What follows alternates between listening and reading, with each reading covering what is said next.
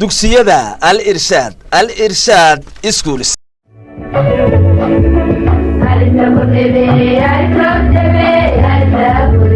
السلام عليكم ورحمة الله وبركاته. والدين يا أردي كسر دواد حسدين ساينسكا ومعلم عبد القادر رمضان مبارك.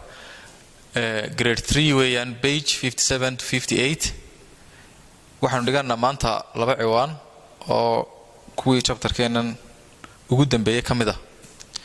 maalinta hore waxaan soo bilownay chapter 9 oo waxaan soo qaadanay laba ciwaan. waxaan ka soo hadalnay muhiimadda ay biyuhu leeyihiin. waxa kale oo aynu ka soo hadalnay biyaha saynu kaydsan lahayn iyo deforestation-kii oo ahaa xaalufkii iyo sida uu xaalufku u saameeyo deegaanka.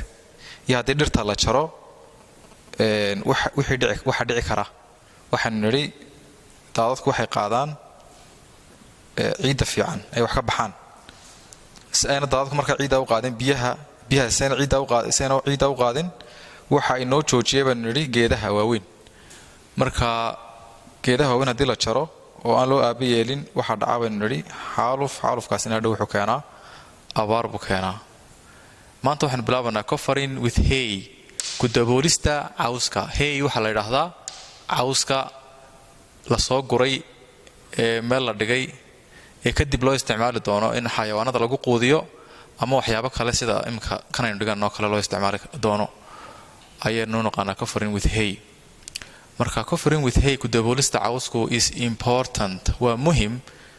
it's important. waxa muhim ah to cover inaynu ku daboolno the roofs of plants oogada sare ee dhirta inaynu ku daboolno ama waxaynu beerayno oo dhan sida midhaha oo kale waxa muhiim ah inaynu ku daboolno baan nidhi with hay cawska la soo guray ee la qalajiyay ee la dhigay. marka hay waxa weeyaan caws la soo guray oo la qalajiyay oo meel la dhigay oo loogu talagalay in lagu quudiyo xayawaanada sida dadku dhaqano kale looda iyo waxa la siiyo ama hadhow toole loo isticmaalo in lagu daboolo oogada sare ee waxa la beeranayo. marka faa'iidooyin buu leeyahay. faa'iidooyinku leeyahayna tana kamid ah this helps tani waxay caawinaysaa yani covering with hay inaad hay ku dabooshaa dhirtii waxaad beertay waxay caawinaysaa to slow drying inay hoos u dhigto qaleylka ku imanaya water biyaha when the sun shines markay cadceedu soo baxdo.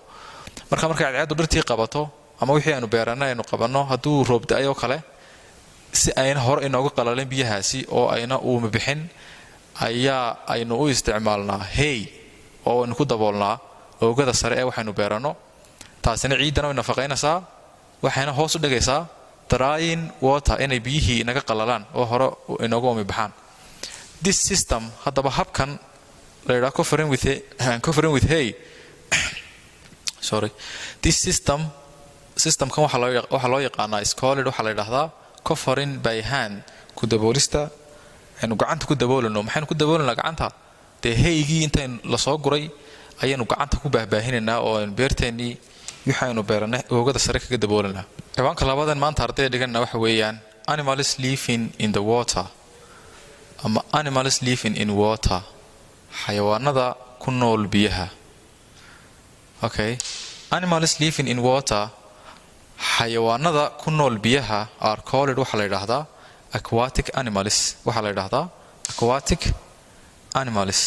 sometimes haddaba mararka qaarkood aquatic animals xayawaanada biyaha ku nooli come out of the water way ka soo baxaan biyaha. come out of the water biyaha way ka soo baxaan to eat. maxay uga soo baxaan to eat something inay wax cunaan inay wax soo cunaan or ama to rest inay soo nastaan ayay uga soo baxaan. sometimes some animals xayawaanada qaarkood live in land and water both. xayawaanada qaarkood waxay ku nool yihiin bariga iyo biyaha labadaba. biyaha iyo barigaba labadaba qaar ku nool baa jira like sida crocodiles iyo xaasiyada and turtles iyo diimanka labadaas bay ku noolaan karaan biyaha dhexdooda iyo biyaha dibadoodaba. casharkeena maanta intaas inoogu egyahay. aad baad mahadsantiin arday. ramadaan mubaarak.